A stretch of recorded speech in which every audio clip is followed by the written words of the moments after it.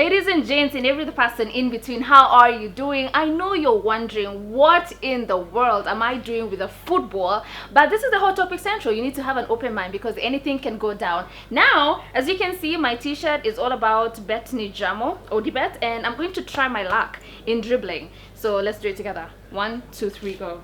1, 2, 3, go. It wasn't that bad. At least I managed to get to 4. But I am a deep Arsenal fan, and the easiest way for you to win my heart is also to be an Arsenal fan. It's also to negotiate. Hello, Arsenal babes. Anyway, we meet once again, and I have a lot of scoop on what your favorite celebs have been out here doing. So buckle up. Let me give you the tea. Is that okay? Sounds good. My name is Valentine, and this, of course, is the Hot Topic Central.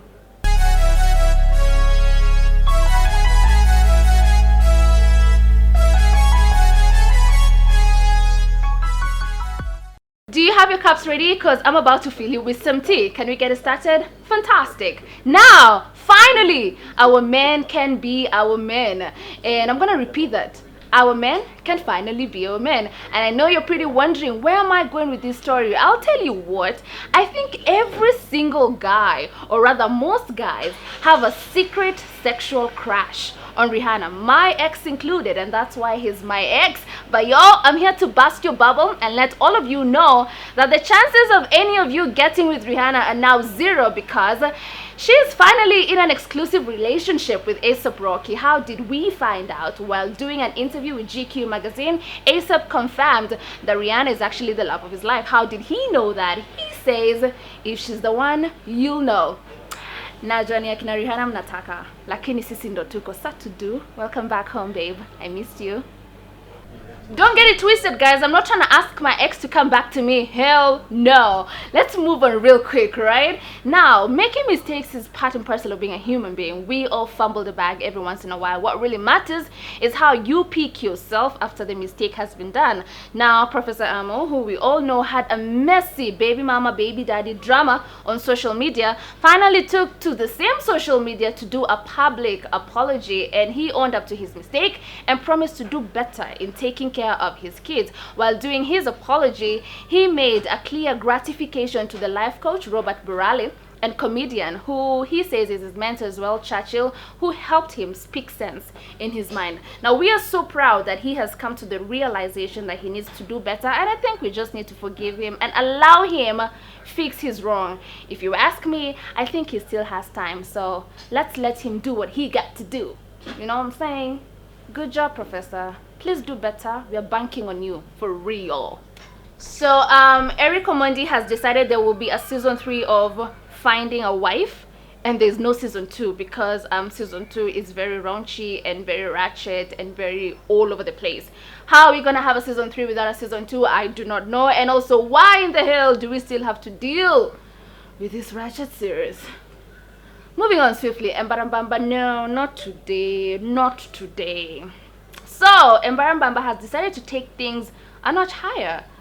Not in a good way, in a very disgusting way. So there are videos of him that have surfaced online. He was in a club and he decided to go humping on both ladies and gents, and it has got every single person talking, including our usual moral cop, Dr. Ezekiel Mutua, who feels like there has to be repercussions to this act. As if that was not enough, Embarambamba decided to do a video explaining why he had to do what he had to do.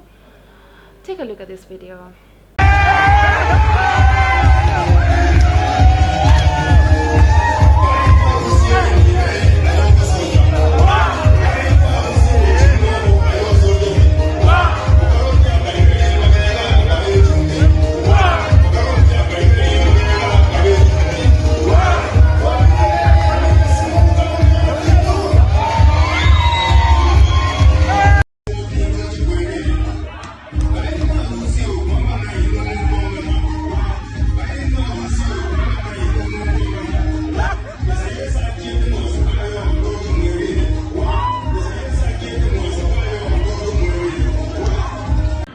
Wakenya wamenihukumu, Wakenya wamenitusi, mafanisi wangu wamekasirika, wengine wanasema mimi ni saitani sio kuokoka, lakini kitu nataka ni uhundue Wakenya.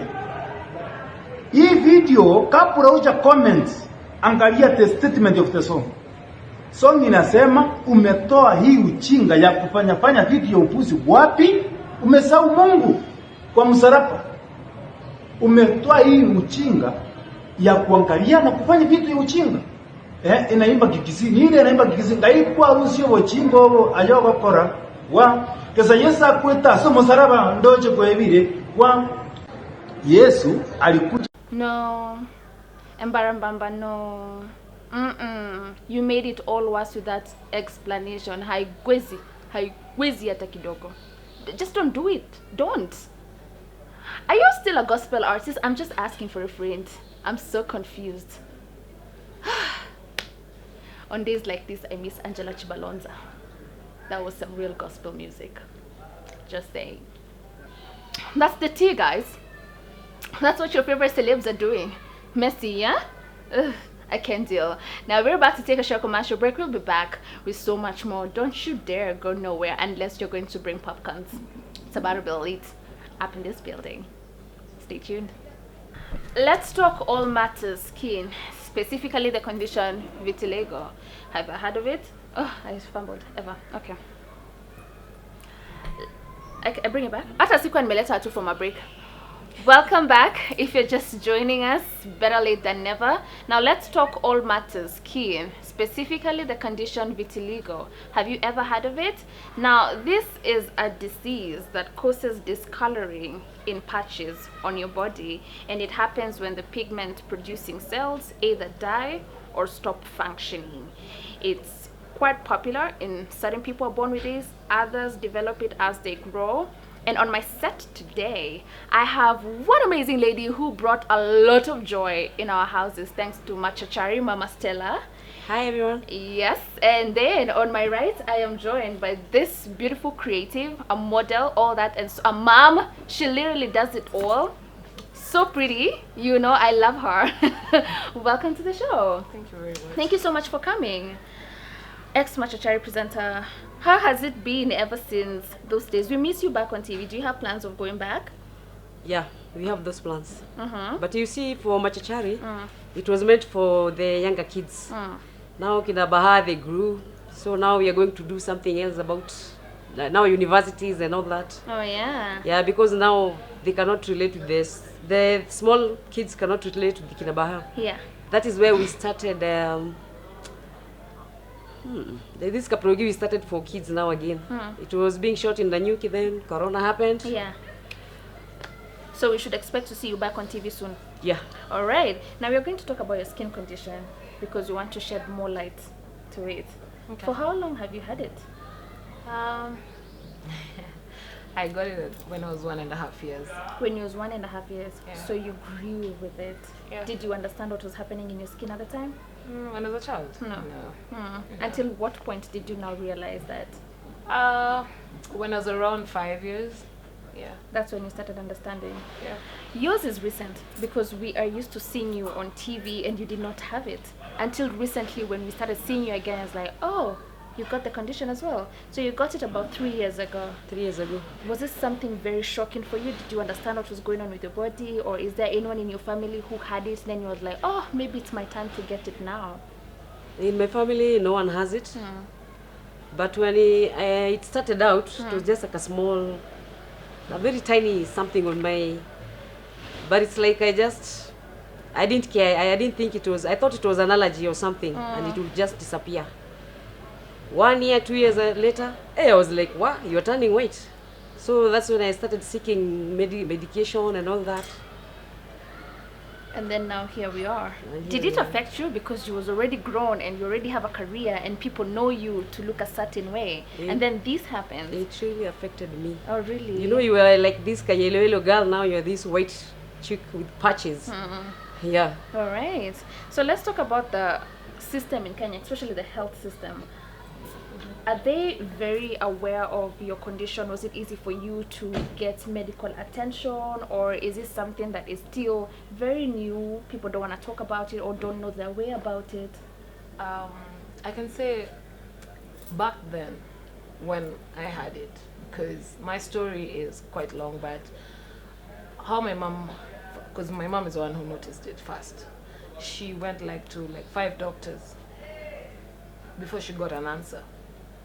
And so right now it's at least a little bit better, but still. There's a still. There's a still. Your medical journey, was it hectic for you, or since you got it recently, was it, like she says, back in the day it was hard. She had to go to 5 doctors to get any sort of light. So was yours different? No. I've visited so many doctors, and there's nothing conclusive. They're not telling you what is causing your pigment to just go crazy. No, you're given some stuff to apply, some medicine to take, and all that. But there's this one doctor, after he gave me some medicines, I realized it was now spreading so fast, so I discontinued. Oh, really? So it was making the condition worse. Worse. All right. So when having a conversation with you earlier on, you once mentioned that you got the situation at some point when you was a kid, but it faded away. And there are certain things that your folks had to do. Some of these things included them trying to take you to a witch doctor. True. How was that experience? Very scary. What did they do? You see, when you're a mom, you try to do everything and anything for your kid. So my mom could listen to very many stories, things like that and all that. So at this one point, I found myself in Kawangware, in a very big nyungu. And then they put on the lid, and I was like, now I was waiting for the fire to be lit. Umeingizwa ndani ya nyungu? Yes. And what is dark? Na witch doctor anafanya nini na wewe ndani ya nyungu? Walikuwa na mama yangu alikuwa hapo. Oh, really? But now I thought, wanakupika sasa. Oh, no. They are going to fry you live. Hey, I waited for that fire to be lit. I was shaking like a leaf inside there. And then again, she took me to another doctor. Now this other doctor, I don't know what this doctor was thinking, giving kids some whiskey at that early age. I was told to my mom was told to buy Smirnoff and then make this conch majani and then mix it with the whiskey. All right. For like 3 months, I never stepped to school. Because you're drunk. Totally drunk. Oh, A no. 9-year-old kid.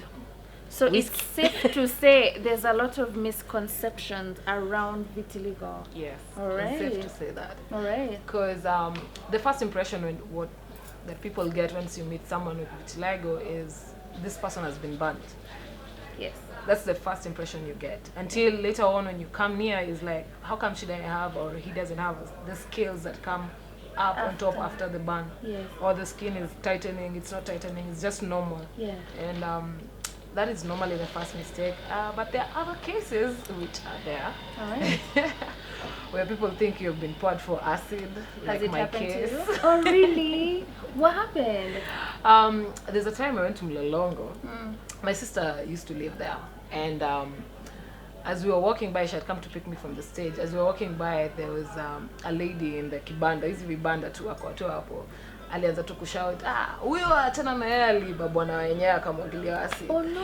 So oh no. And then now everybody was staring at me and looking at me. As in, the stigma is quite a lot. Yes. But how people take it is quite different. There are others who take it as in that your mom alisijua liruka mkojo ya twins. Ndo wewe ukapata vitiligo. So like I was saying, There's a lot of misconceptions around it. Let's talk about social stigmatization. Do people call you names? Have you had an experience where people are calling you names? Are people mocking you in public? You have grown with it. I can imagine what it was like going to school with it and then you developing it later. Do you have instances where they could probably push you into assuming you probably was trying to look for other beauty tips, you were trying to bleach your skin and then it backfired? Like, what are some of the social stigmatization? I've had stories like that, people talking towards me, but they're not telling me directly, but they're talking. It's like they want me to hear it.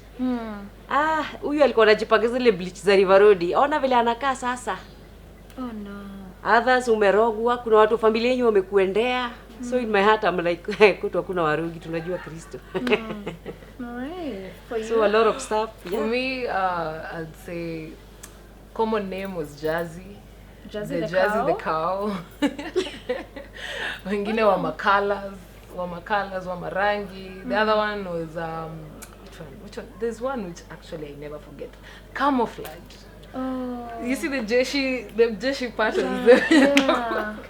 Yeah. There were some ladies who used to call me that, and they're Yeah. actually grown women right now. They're like, at that time, I was younger than them, so they were old people, and then they're calling me that. So to me, I was like, wow.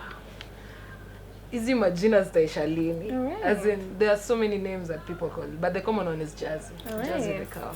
Let's talk boys for a minute and the relationships that we get ourselves into. I'm very keen and curious to know, have you had an experience with men who probably, you're trying to get into a relationship, but then they make your skin the issue. For you, I know you were married, so you got it even in marriage. So I would really be keen to know, did it scare your husband in a way? Or was your husband very accepting, for better or for worse, in sickness and in health? Those are the vows, you know what I'm saying? There. In sickness and in health. In sickness, let's say it's And even in louder health. for him. In sickness and in health. In sickness and in health. Hakuna Mr. Karaoke. Apple too? Now he calls me my kamodhungu. Oh no! Kamzungu kangu kuja hapa. Oh really? Yeah. So for him it didn't affect him? No. Oh really? Even my kids, they don't have any problem. Oh yeah? So for you, because you were growing into it, adolescence into it, campus, when we are all now trying to meet boys and go on dates and get boyfriends and have love of our lives, have you had an experience where your skin really was an issue for this man? Where?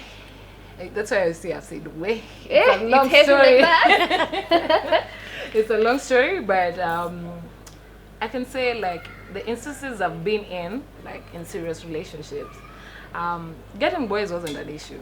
yes. It's not like okay, this was something that would attract people to come and talk to me at that time. But me myself, I was alone. I had blocked everyone from talking to me. So I used to put this stone face, yani sitaki kukaribiwa. And then in high school, when everybody was busy looking for boyfriends, I was very good in sports actually. I was playing handball and I was a goalkeeper. So everybody knew me as a tough goalkeeper who never likes talking to everyone. After we finished playing, I would run to the bus and stay in the bus, and I would not even get out to socialize with people. But me socializing started after high school. Was it an issue with the boys after that?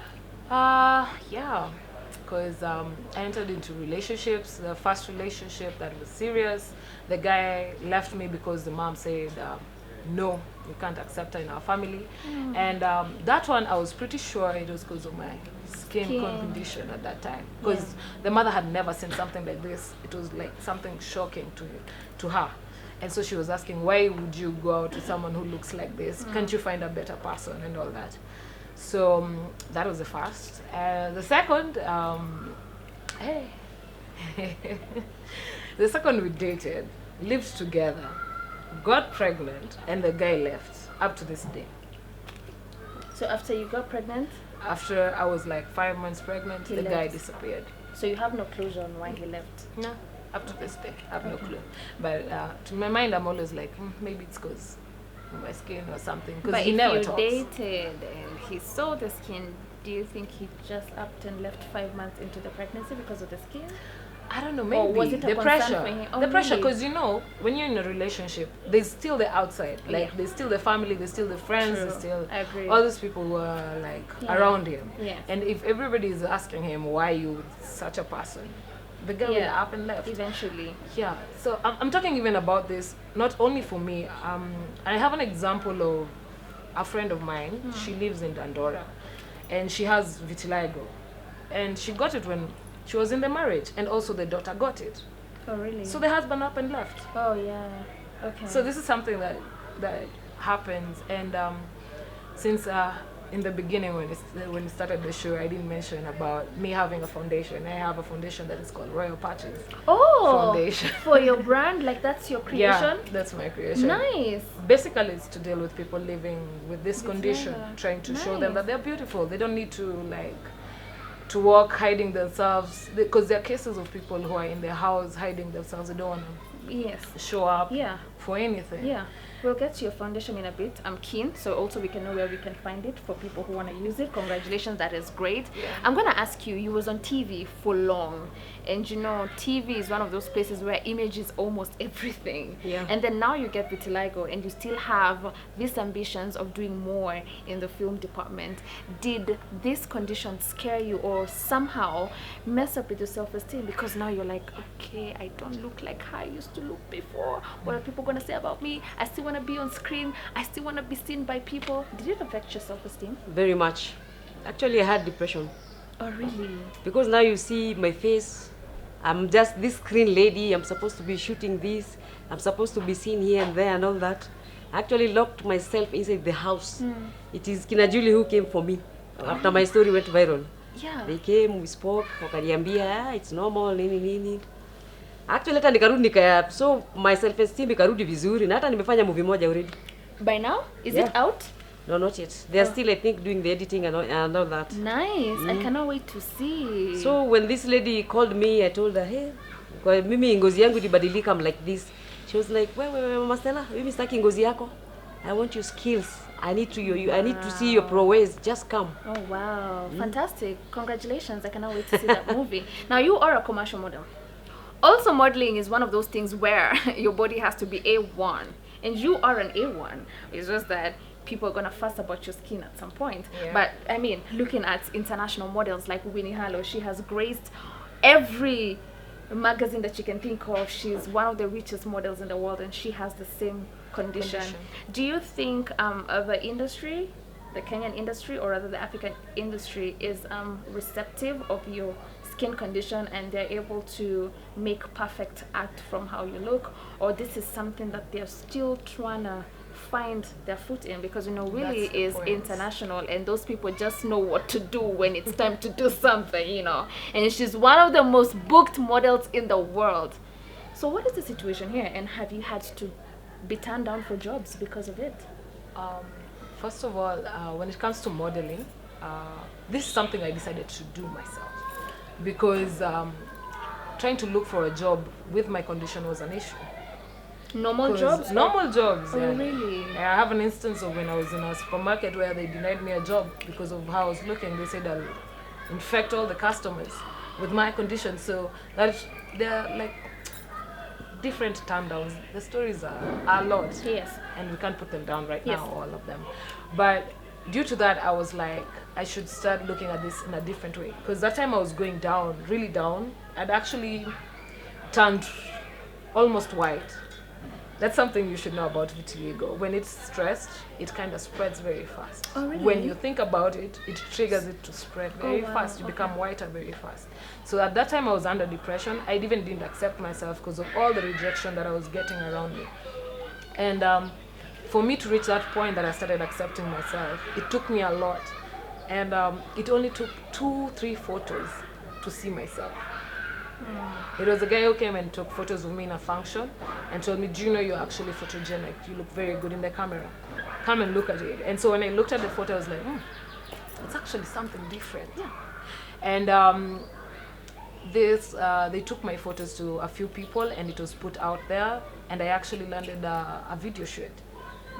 And that was kind of the beginning of my journey. And I started seeing myself in a different light. Okay. And after that, I was like, this thing, the way people are looking at it is quite very different. Because that's when I started understanding my patterns. Do you know, actually in vitiligo, there are patterns. Everybody's different. Hers is different, mine is different, Candy's is different. Okay. You'll meet, most people are It's different. different. So Okay. there's segmental vitiligo, that's one side. So for me, I look at vitiligo as an art. It is. I don't look at it at any other Because thing. you are a piece of art. You look amazing. Thank you. Yeah. So there are people who get it either on the right side, on the left side. Okay. There's others who, like her, she has, it's called acrofacial vitiligo. This is what affects the face. It keeps on changing. Know that it changes from time to time. Okay. Yeah. Before I introduce somebody else who was it not for her, I wouldn't even be sitting with the two of you. I'm super thankful to her. Candy was good. You're about to get yourself here. Both of you are moms, right? Yeah.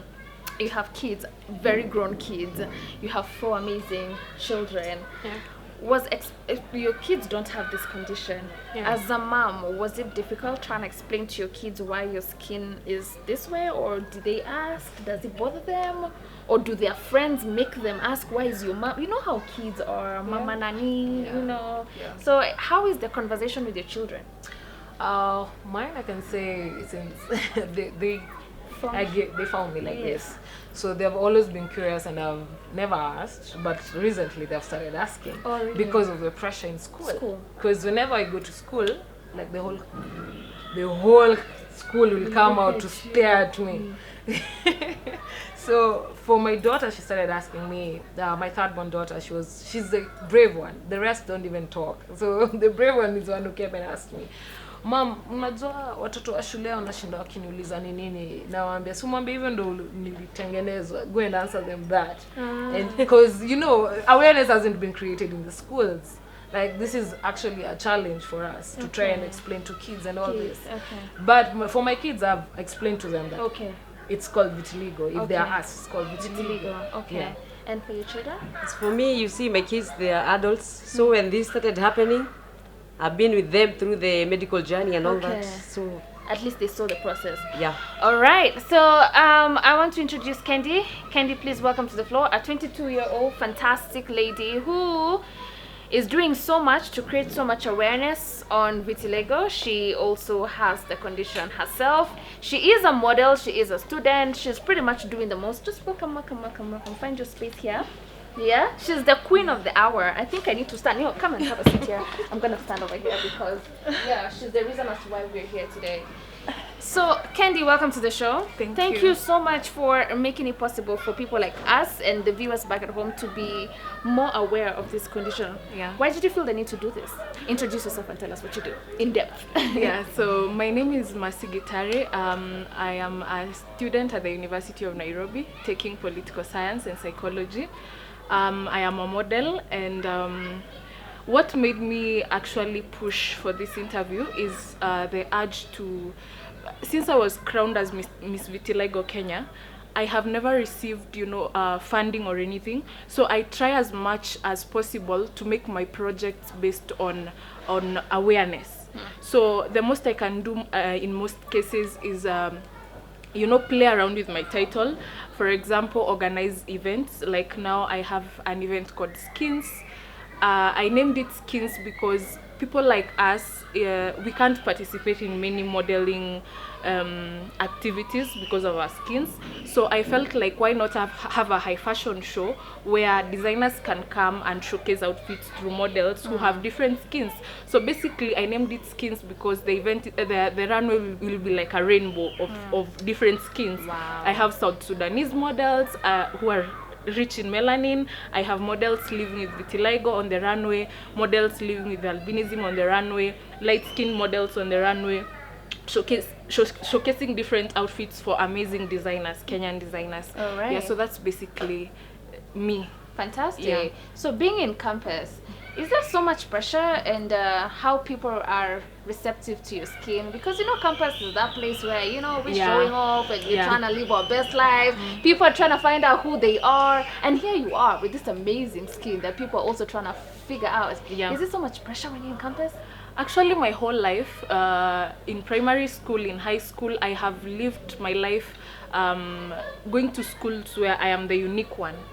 In the University of Nairobi, I haven't met anyone with vitiligo yet. I know maybe because I'm in the main campus. I know in other branches maybe they are there, but in high school I was in a national school. You're alone. Oh, sure. Which national school is this? Chogoria girls. These are bright people, okay? Yeah, so I was there. Mkienda funky, sasa hata unabaki tu kwa basi juu. Sasa the moment you step out, you're just going for bullying and a lot of insults, a lot of staring, which is very uncomfortable. And it was very ironic because I was the entertainment captain. Sasa na mimi napeleka watu funky na baki kwa basi. Unaona, it's like it has been a tricky it's very tricky actually dealing Alright. with, yeah. Okay. And what I'm realizing or finding out is you guys are actually like a community where you try as much as possible to support each other. Yeah, we like try you as make much. it a very intentional, deliberate intention to check. Like she said, you are the people who came to check her out of depression. So how do you make sure you maintain this sort of connection? Because I'm pretty sure there are other people with vitiligo Yeah. that you are in close contact with, and somebody else who's watching or knows someone. How do we get to reach you, or people who are trying to learn how to survive with the condition and just accept Yeah. themselves, because you guys are actually very okay with how you are. Yeah. So how do people reach you? So we have WhatsApp groups whereby we try to keep up with each other. We try to discuss even about sunscreen distribution, because you realize our patterns are different. For someone like Julie, she needs sunscreen.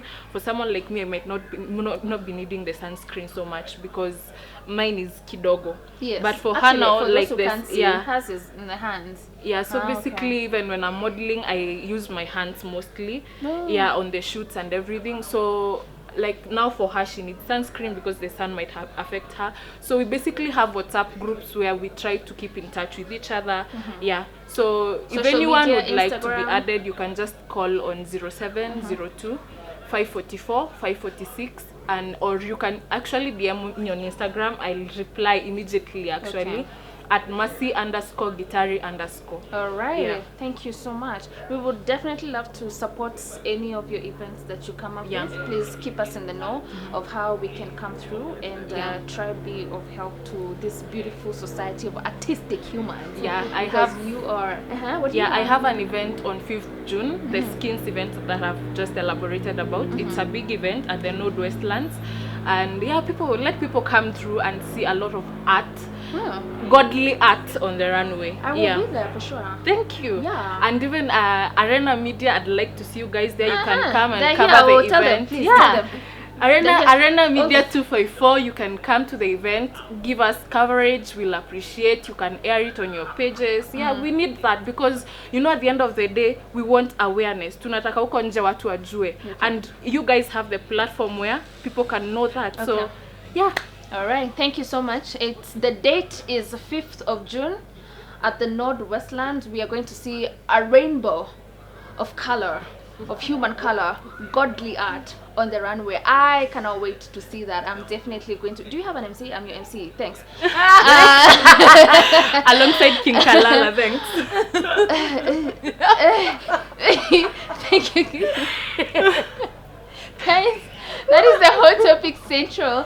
Thank you so much for tuning in. It was such a great pleasure hanging out with these amazing, artistically created human beings. They look so gorgeous. Trust, in real life, they look at 10,000 times better. I really, really dig how you look. I'll definitely keep in close contact. Thank you so much for tuning in. See you later in the week with so much more. My name is Valentine, and of course, it's the Hot Topic Central. Ciao.